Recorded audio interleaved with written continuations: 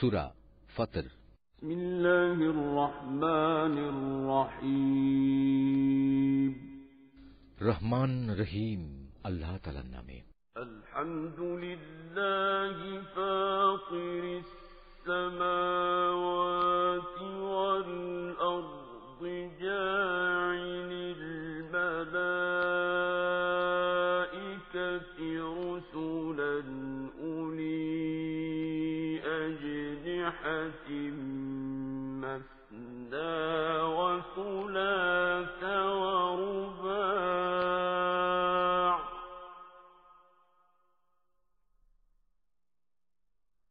يزيد في الخلق ما يشاء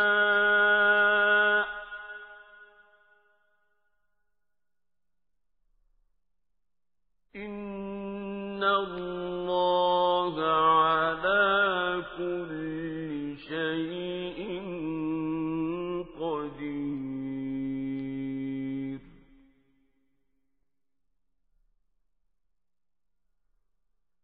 ما يفتح الله للناس من رحمة فلا ممسك لها وما يمسك فلا مرسل له من بعده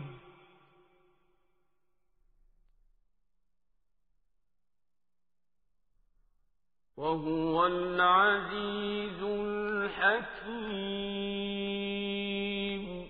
সব তারিফ আল্লাহ তাআলার জন্য, যিনি আসমান সমূহ ও জমিনের সৃষ্টিকর্তা, যিনি স্বীয় বাণীবাহক ফেরেশতাদের সৃষ্টিকর্তা, যারা 2 2, 3 3 ও 4 4 পাখা বিশিষ্ট শক্তির প্রতীক। তিনি চাইলে এ সৃষ্টির মাঝে তাদের ক্ষমতা আরও বাড়িয়ে দিতে পারেন। অবশ্যই আল্লাহ তাআলা সব বিষয়ের উপর সর্বময় ক্ষমতার মালিক। তিনি মানুষের জন্য কোন অনুগ্রহের পথ খুলতে চাইলে কেউই তার সে পথ রোধকারী নেই। আবার তিনি যা কিছু বন্ধ করে রাখেন তারপর তা কেউই তার জন্য পুনরায় পাঠাতে পারে না। তিনি মহাপরাক্রমশালী, প্রবল প্রজ্ঞাময়।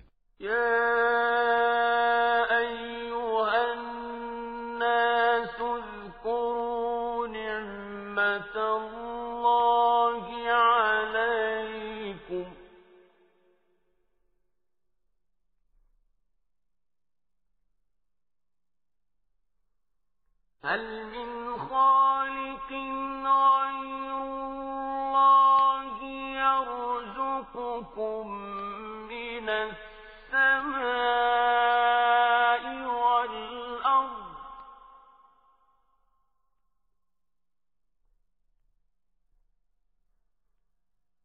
لا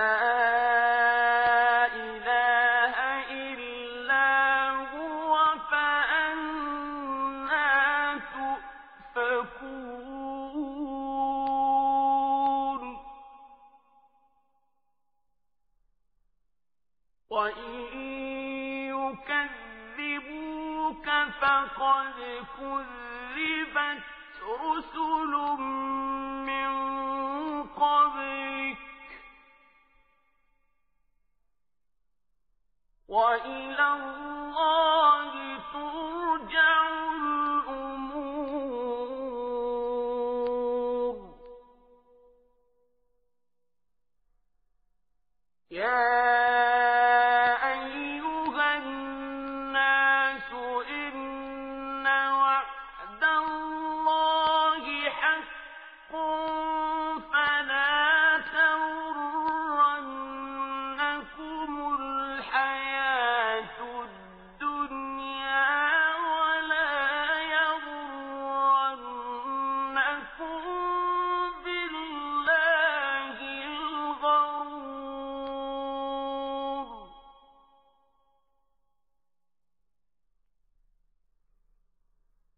إِنَّ الشَّيْطَانَ لَكُمْ عَدُوٌّ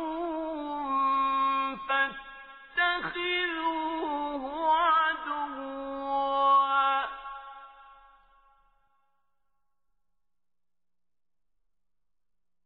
إِنَّمَا يَدْعُو حِزْبَهُ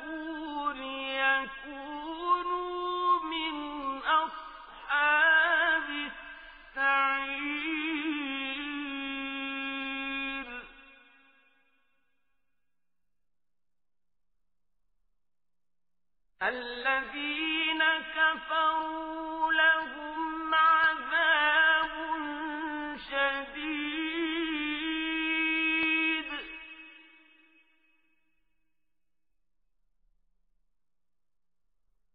والذين آمنوا وعملوا الصالحات لهم مغفرة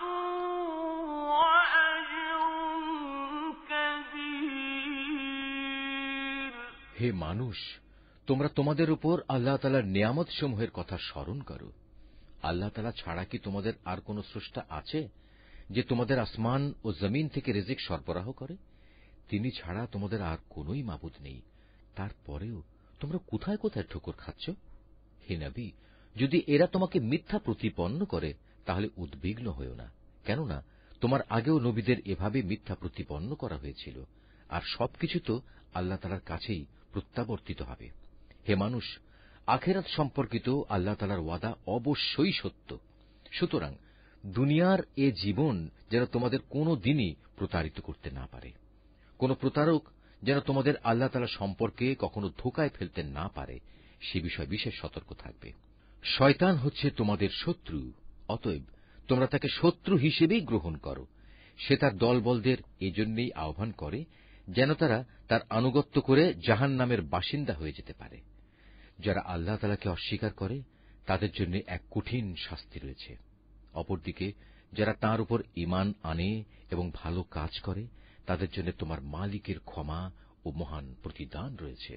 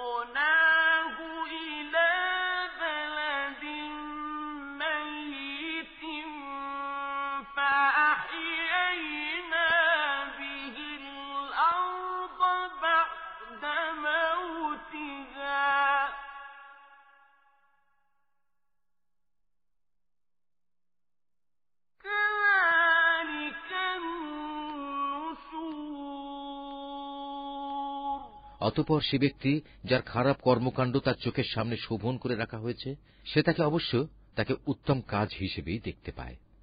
নিঃসন্দেহে আল্লাহ তাআলা যাকে চান তাকে গোমরা করেন, আবার যাকে চান তাকে তিনি হেদায়েত দান করেন। তাই হে নবী, তাদের উপর আক্ষেপ করতে গিয়ে দেখো তোমার জীবন যেন বিনষ্ট হয়ে না যায়। তুমি ধৈর্য ধারণ করো, কেননা ওরা যা কিছু করছে আল্লাহ তাআলা তা ভালো করেই জানেন। আল্লাহ তাআলাই সেই মহান সত্তা যিনি তোমাদের জন্য বায়ু প্রেরণ করেন, অতঃপর তা মেঘমালাকে উড়িয়ে নিয়ে যায়। পরে তা আমি এক নির্জীব ভূখণ্ডের দিকে নিয়ে যাই। এরপর এক পর্যায়ে তা দিয়ে জমিনকে তার নির্জীব হওয়ার পর পুনরায় আমি জীবন্ত করে তুলি। ঠিক এভাবেই একদিন মানুষেরও পুনরুত্থান হবে।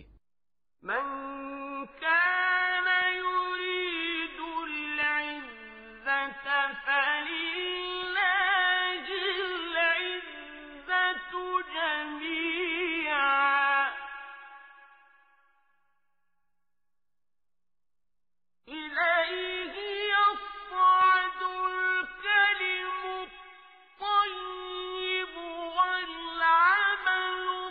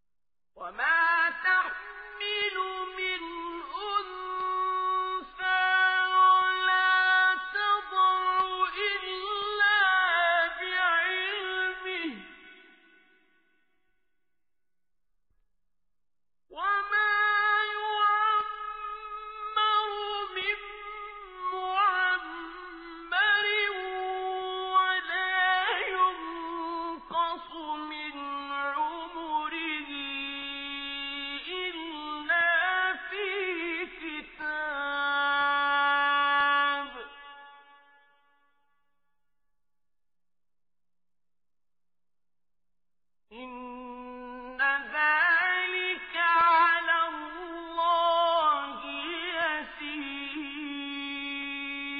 অতএব যদি কেউ মান মর্যাদা কামনা করে তার জানা উচিত যাবতীয় মান মর্যাদা একমাত্র আল্লাহ তাআলার জন্যই। তাঁর দিকে শুধু পবিত্র বাক্যই উঠে আসতে পারে, আর নেক কাজই তা উচ্চাসনে ওঠায়। যারা সত্যের বিরুদ্ধে নানা ধরনের মন্দ কাজের ফন্দি আঁটে তাদের জন্য রয়েছে কঠোর আযাব। তাদের সব চক্রান্ত চূড়ান্তভাবে ব্যর্থ হবে। আল্লাহ তাআলাই তোমাদের মাটি থেকে পয়দা করেছেন, অতঃপর এক বিন্দু শুক্র থেকে তিনি জীবনের সূত্রপাত ঘটিয়েছেন। এরপর তোমাদের তিনি নরনারীর জোড় বানিয়েছেন। এখানে কোনো নারী গর্ভবতী হয় না এবং সে কোনো সন্তানও প্রসব করে না, যার জ্ঞান আল্লাহ তাআলার কাছে পূর্বাহ্নে মজুদ থাকে না। আবার কারো বয়স একটু বাড়ানো হয় না এবং একটু কমানোও হয় না, যা কোনো গ্রন্থে সংরক্ষিত নেই। নিঃসন্দেহে এটা আল্লাহ তাআলার জন্য নিতান্ত সহজ ব্যাপার। وما يستوي البحران هذا عذب فرات سائغ شرابه وهذا ملح أجاج ومن كل تأكلون لحما طريا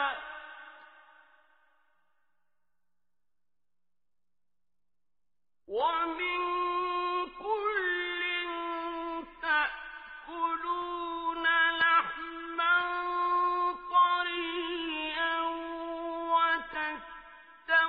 وتستخرجون حلية تلبسونها وترى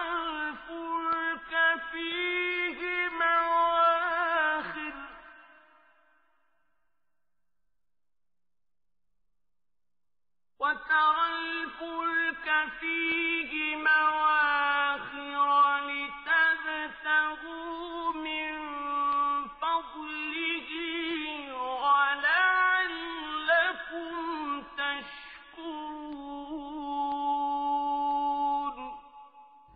দুটো পানির সমুদ্র এক সমান নয়।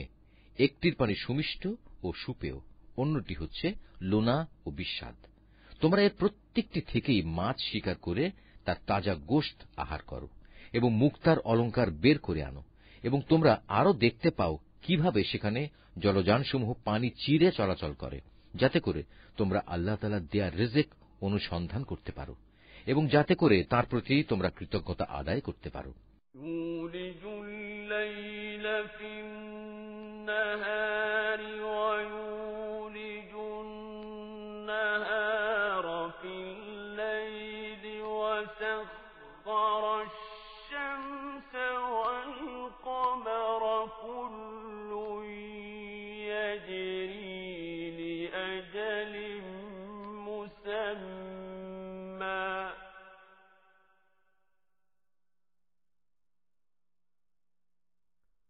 ذلكم الله ربكم له الملك والذين تدعون من دونه ما يملكون من قطمير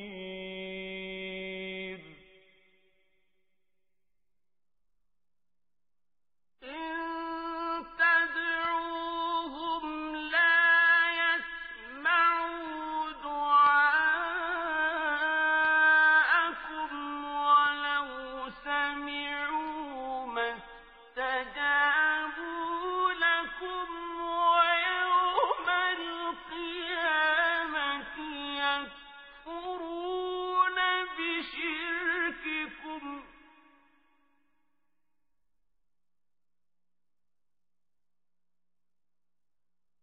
ولا ينبئك مثل خبير। তিনি রাতকে দিনের ভেতর এবং দিনকে রাতের ভেতর প্রবেশ করান। তিনি সূর্য ও চন্দ্রকে নিয়ন্ত্রিত করেন। এরা সবাই এক সুনির্দিষ্ট কাল পর্যন্ত আবর্তন করবে। আল্লাহ তাআলাই হচ্ছেন তোমাদের সবার মালিক। সার্বভৌমত্ব তাঁর জন্যেই।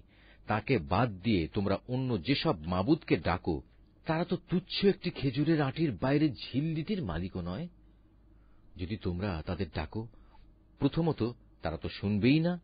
যদি তারা তা শোনেও, তবে তারা তোমাদের ডাকের কোনো উত্তর দেবে না। উপরন্তু কিয়ামতের দিন তারা নিজেরাই তোমাদের এ শিরকের ঘটনা অস্বীকার করবে। এ সম্পর্কে একমাত্র সুবিজ্ঞ আল্লাহ তাআলা ছাড়া অন্য কেউই তোমাকে কিছু অবহিত করতে পারবে না।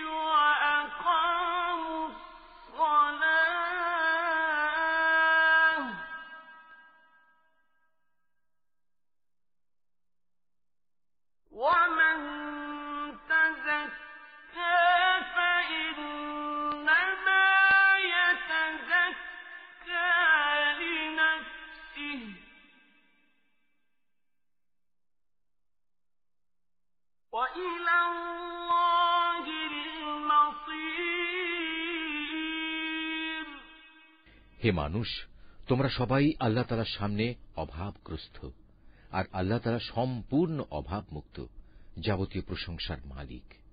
তিনি যদি চান তাহলে দুনিয়ার বুক থেকে তোমাদের উঠিয়ে নিয়ে যেতে পারেন এবং তোমাদের জায়গায় নতুন এক সৃষ্টিকেও তিনি নিয়ে আসতে পারেন। আর এ কাজটি আল্লাহ তাআলার জন্য মোটেই কঠিন নয়। কিয়ামতের দিন কেউ কারো গুনাহের বোঝা বইবে না। কোন ব্যক্তির উপর গুনাহের বোঝা ভারী হলে সে যদি অন্য কাউকে তা বইবার জন্য ডাকে, তাহলে তার কাছ থেকে বিন্দু মাত্র তা সরানো হবে না। যাকে সে ডাকল সে তার আত্মীয় হলেও নয়। হে নবী, তুমি তো কেবল সেই লোকদেরই জাহান্নাম থেকে সাবধান করতে পারো যারা না দেখেই তাদের মালিককে ভয় করে, উপরন্তু যারা নামাজ প্রতিষ্ঠা করে। কেউ নিজের পরিশুদ্ধি সাধন করতে চাইলে সে তা করবে সম্পূর্ণ তার নিজস্ব কল্যাণের জন্য। চূড়ান্ত প্রত্যাবর্তন তো আল্লাহ তাআলার দিকেই হবে।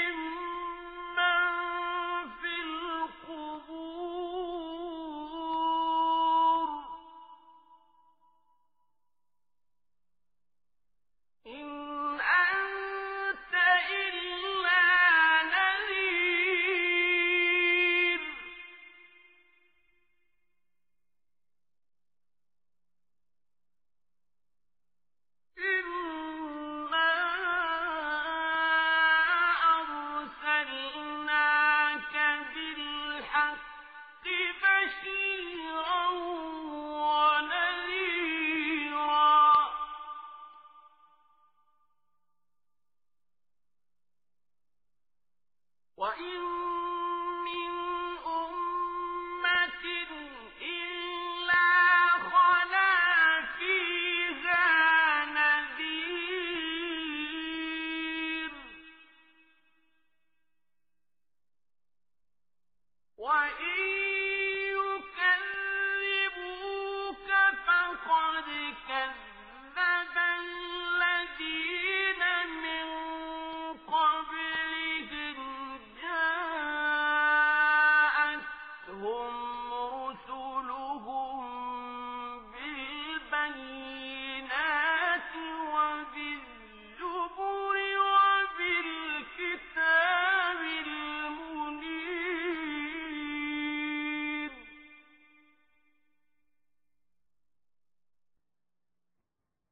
ثم أخذت الذين كفروا فكيف كان نكير একজন চক্ষুষ্মান ব্যক্তি ও একজন অন্ধ ব্যক্তি কখনো সমান হতে পারে না, না কখনো আঁধার ও আলো সমান হতে পারে। ছায়া এবং রোদও তো সমান নয়। একইভাবে একজন জীবিত মানুষ এবং একজন মৃত মানুষও সমান নয়। আল্লাহ তাআলা যাকে ইচ্ছা তাকে ভালো কথা শোনান। তুমি কখনো এমন মানুষদের কিছু শোনাতে পারবে না যারা কবরের অধিবাসী হওয়ার মতো ভান করে। আসলে তুমি তো জাহান্নামের একজন সতর্ককারী বই, আর কিছুই নাও। অবশ্যই আমি তোমাকে সত্য দ্বীন সহ একজন সুসংবাদদাতা ও জাহান্নামের সতর্ককারী রূপেই পাঠিয়েছি। কখনো কোনো উম্মত এমন ছিল না যার জন্য কোনো না কোনো একজন সতর্ককারী অতিবাহিত হয়নি। এরা যদি তোমাকে মিথ্যা সাব্যস্ত করে তবে এর জন্য তুমি উৎকণ্ঠিত হও না। এদের আগের লোকেরাও নবীদের মিথ্যা প্রতিপন্ন করেছিল, যদিও তাদের নবীরা তাদের কাছে নবুয়তের দীপ্তিমান গ্রন্থ নিয়ে এসেছিল। অতঃপর যারা নবীদের অস্বীকার করেছে আমি তাদের কঠোরভাবে পাকড়াও করেছি। কত ভয়ঙ্কর ছিল আমার আযাব। ألم تر أن الله أنزل من السماء ماء فأخرجنا به ثمرات مختلفا ألوانها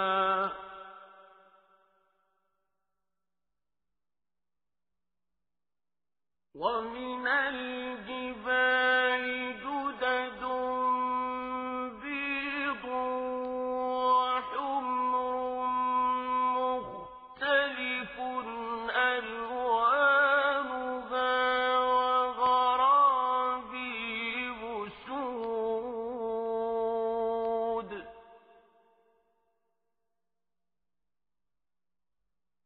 ومن الناس والدواب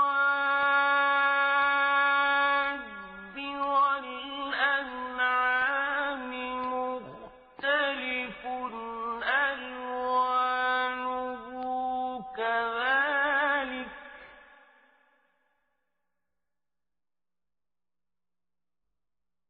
إنما يخشى الله من عباده العلماء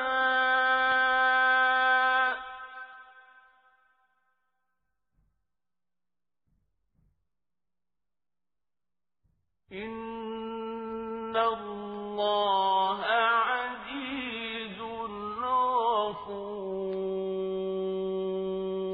হে মানুষ, তুমি কি এ বিষয়টি কখনো চিন্তা করো না? আল্লাহ তাআলা কিভাবে আসমান থেকে পানি বর্ষণ করেন, অতঃপর এ পানি দ্বারা আমি জমিনের বুকে রং বেরঙের ফলমূল উদ্গত করি। এখানে পাহাড় সমূহও রয়েছে নানা রঙের, কোনটা সাদা আবার কোনটা লাল। এর রঙও আবার বিচিত্র রকমের, কোনটা সাদাও নয় লালও নয়, বরং নিকষ কালো। একইভাবে মানুষ, জমিনের উপর বিচরণশীল জীবজন্তু এবং পশুসমূহও রয়েছে নানা রঙের। আল্লাহ তাআলাকে তার বান্দাদের মাঝে সেসব লোকেরাই বেশি ভয় করে যারা এ সৃষ্টি নৈপুণ্য সম্পর্কে ভালো করে জানে। আল্লাহ তাআলা মহাপরাক্রমশালী, ক্ষমতাশীল। ইন্নাল্লাযীনা ইয়াতলুনা কিতাবাল্লাহি ওয়া আকামুস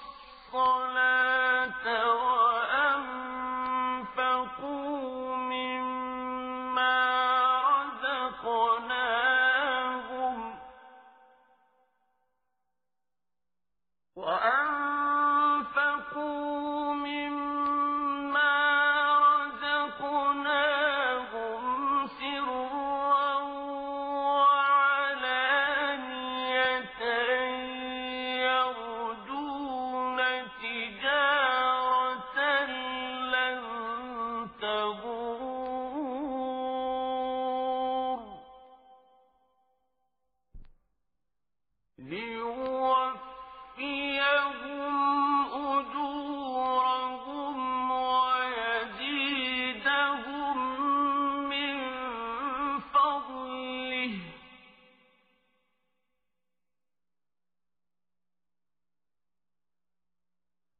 إنه غفور شكور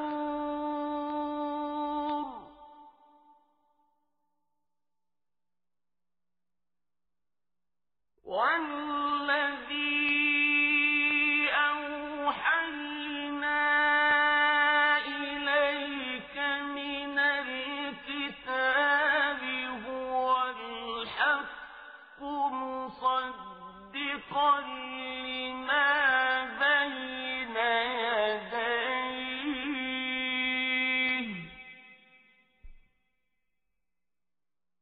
إن الله بعباده لخبير بصير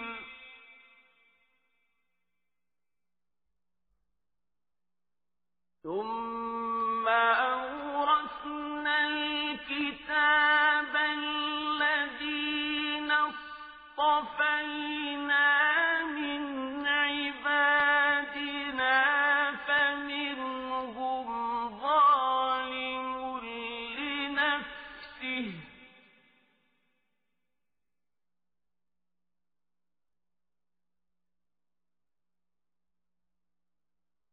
فمنهم ظالم لنفسه ومنهم مقتصد ومنهم سابق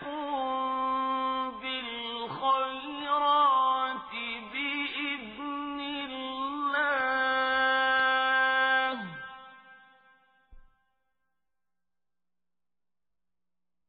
ذلك هو الفضل الكبير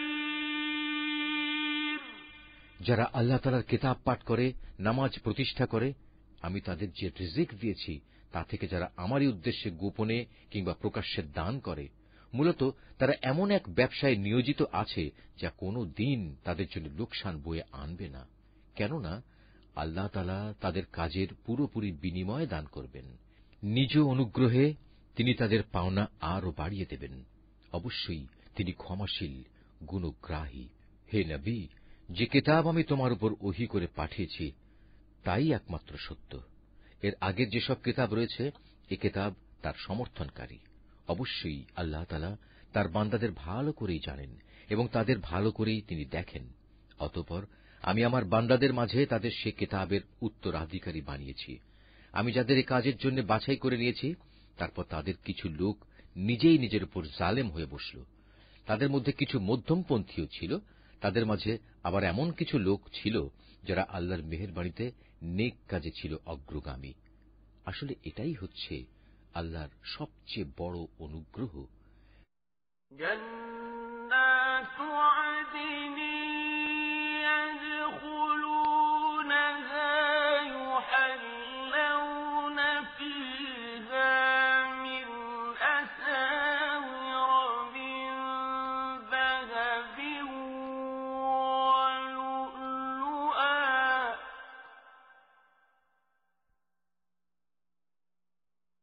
ওয়া লিবাসুহুম ফিহা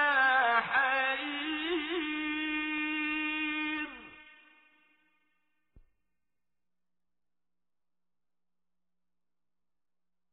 وقالوا الحمد لله الذي أذهب عنا الحزن إن ربنا لغفور شكور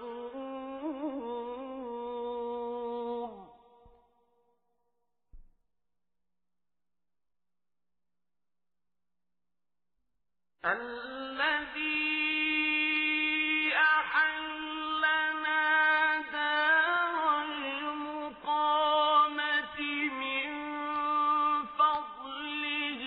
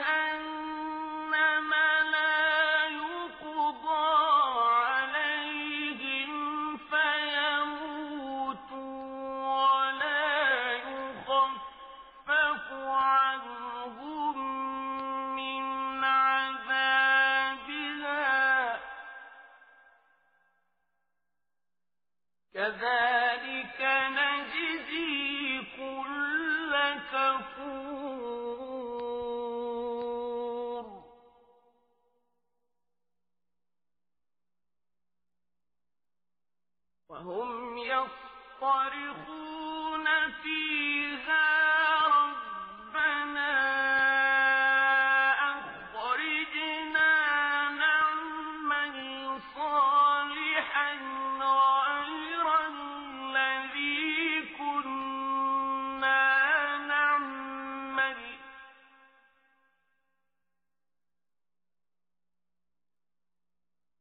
أولم نعمركم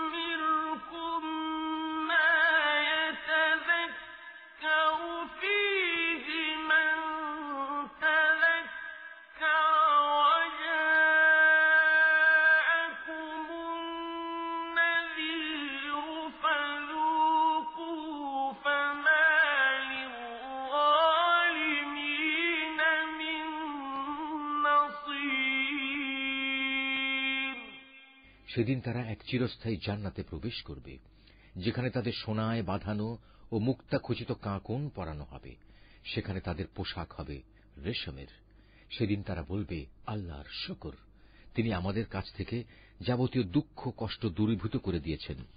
অবশ্যই আমাদের মালিক ক্ষমাশীল, গুণগ্রাহী, যিনি তার একান্ত অনুগ্রহ দিয়ে আমাদের এত সুন্দর নিবাসের ব্যবস্থা করে দিয়েছেন, যেখানে আমাদের কোন রকম কষ্ট স্পর্শ করবে না আমাদের কোন রকম ক্লান্তি ও অবসাদ। অপরদিকে যারা দুনিয়ায় আল্লাহ তাআলাকে অস্বীকার করেছে, তাদের জন্য রয়েছে জাহান্নামের আগুন। তখন তারা মরে যাবে, তাদের প্রতি এমন আদেশও কার্যকর হবে না। তাছাড়া তাদের আযাবও কোন রকম লঘু করা হবে না। আমি প্রতিটি অকৃতজ্ঞ ব্যক্তিকে এভাবেই শাস্তি দিয়ে থাকি।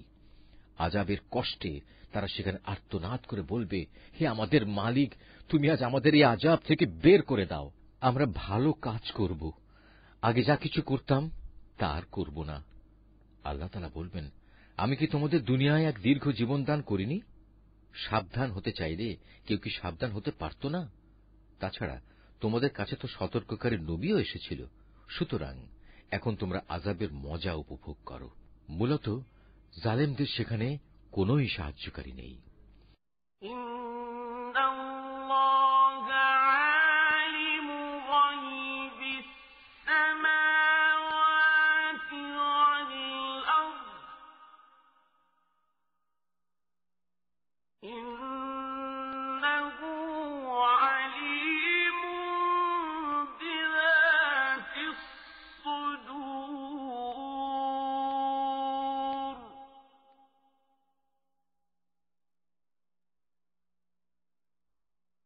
هو الذي جعلكم خلائف في الأرض فمن كفر فعليه كفره ولا يزيد الكافرين كفرهم عند ربهم إلا مقتا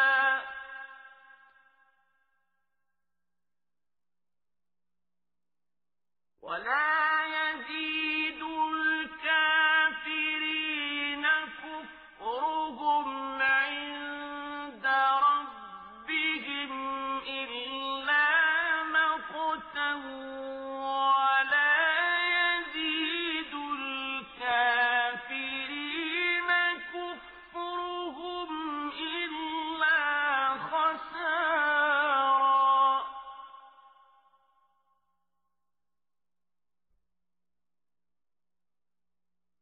قل أرأيتم شركاءكم الذين تدعون من دون الله أروني ماذا خلقوا من الأرض أروني ماذا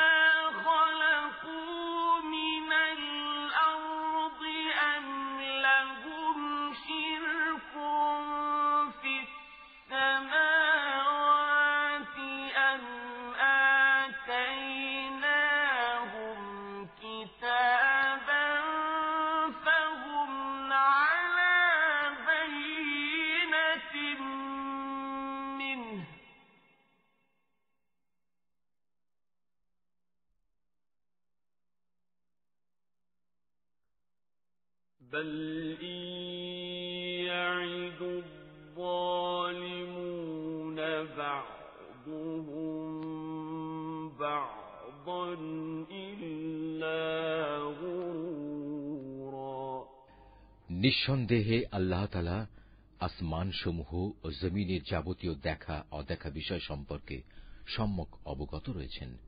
এমনকি মানুষের মনের ভেতরে যা কিছু লুকিয়ে আছে সে সম্পর্কেও তিনি ভালো করে জানেন। তিনি এ জমিনে তোমাদের তাঁর প্রতিনিধি বানিয়েছেন। এখন যে কোনো ব্যক্তি কুফরি করবে, তার কুফরি ও কুফরির ফলাফল তার নিজের উপরই পড়বে। কাফেরদের জন্য এ কুফরি কেবল তাদের প্রতি তাদের মালিকের ক্রোধই বৃদ্ধি করে। তদুপরি কাফেরদের এ কুফরি তাদের নিজেদের বিনাশ ছাড়া আর কিছুই বৃদ্ধি করে না। হে নবী, তুমি এদের বলো, তোমরা সেসব শরীকদের কথা ভেবে দেখেছ কি যাদের তোমরা আল্লাহর বদলে ডাকো? আমাকে দেখাও তো তারা এ জমিনের কিছু সৃষ্টি করেছে কিনা, কিংবা আকাশমণ্ডল সৃষ্টির পরিকল্পনার মাঝে তাদের কোনো অংশ আছে কিনা। না আমি তাদের কোনো কেতাব দান করেছি যে এজন্যে তার থেকে কোনো দলিল প্রমাণের উপর তারা নির্ভর করতে পারে। বরং এরা হচ্ছে জালেম। এরা একে অপরকে প্রতারণামূলক প্রতিশ্রুতি দিয়ে থাকে।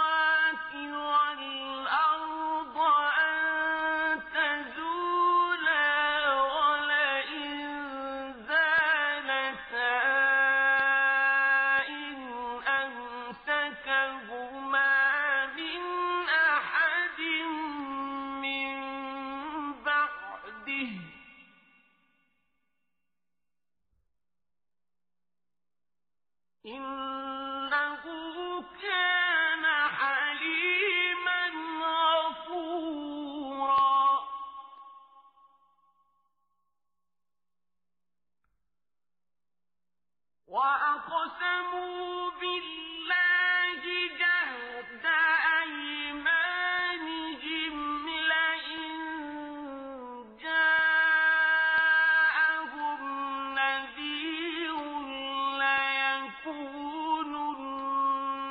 أَهْدَىٰ مِنْ إِحْدَى الْأُمَمِ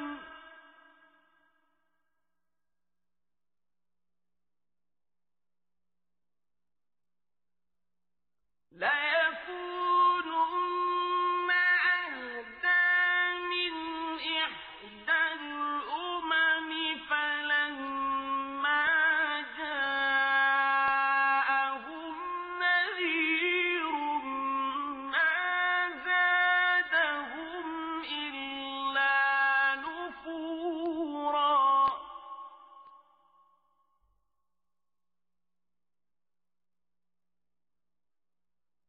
استكبارا في الأرض ومكر السيء ولا يحيق المكر السيء إلا بأهله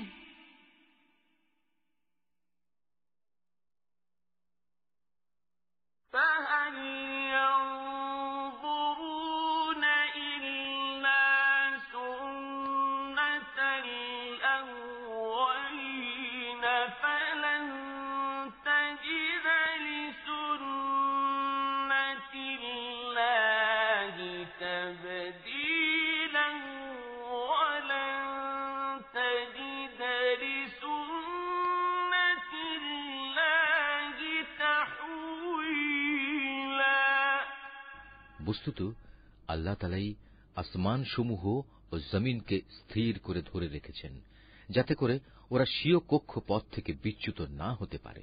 যদি কখনো ওরা কক্ষচ্যুত হয়েই পড়ে, তাহলে তুমিই বলো, আল্লাহ তাআলার পর এমন কে আছে যে এদের উভয়কে পুনঃস্থির করতে পারবে? অবশ্যই তিনি মহা সহনশীল, ক্ষমাপরায়ণ। এরাই একসময় সুদৃঢ় কসম করে বলতো, যদি তাদের কাছে আল্লাহ তাআলার কাছ থেকে কোনো সতর্ককারী নবী আসে, তাহলে তারা অন্য সকল জাতি অপেক্ষা তার প্রতি অধিকতর আনুগত্যশীল হবে। অতঃপর সত্যিই যখন তাদের কাছে সতর্ককারী নবী এল, তখন দেখা গেল তার আগমন এদের সত্য বিমুখতাই শুধু বাড়িয়ে দিল। বৃদ্ধি পেল আল্লাহর জমিনে এদের অহংকার প্রকাশ ও তাতে কুটিল ষড়যন্ত্র। কুটিল ষড়যন্ত্র জাল অবশ্য ষড়যন্ত্রকারী ছাড়া অন্য কাউকে স্পর্শ করে না। তবে কি তারা অতীতে ষড়যন্ত্রকারীদের সাথে যা কিছু ঘটেছে এখনো তেমন ধরনের কিছুর প্রতীক্ষা করছে? তাই যদি হয় তবে শুনে রাখো, তুমি এদের বেলায়ও আল্লাহর বিধানের কোনো পরিবর্তন দেখবে না, না কখনো তুমি এ ব্যাপারে আল্লাহর বিধান নড়াচড়া অবস্থায় দেখতে পাবে। أَوَلَمْ يَسِيرُوا فِي الْأَرْضِ فَيَنظُرُوا كَيْفَ كَانَ عَاقِبَةُ الَّذِينَ مِن قَبْلِهِمْ وَكَانُوا أَشَدَّ مِنْهُمْ قُوَّةً وَمَا كَانَ اللَّهُ لِيُعْجِزَهُ مِن شَيْءٍ فِي السَّمَاوَاتِ وَلَا فِي الْأَرْضِ إِنَّهُ كَانَ عَلِيمًا قَدِيرًا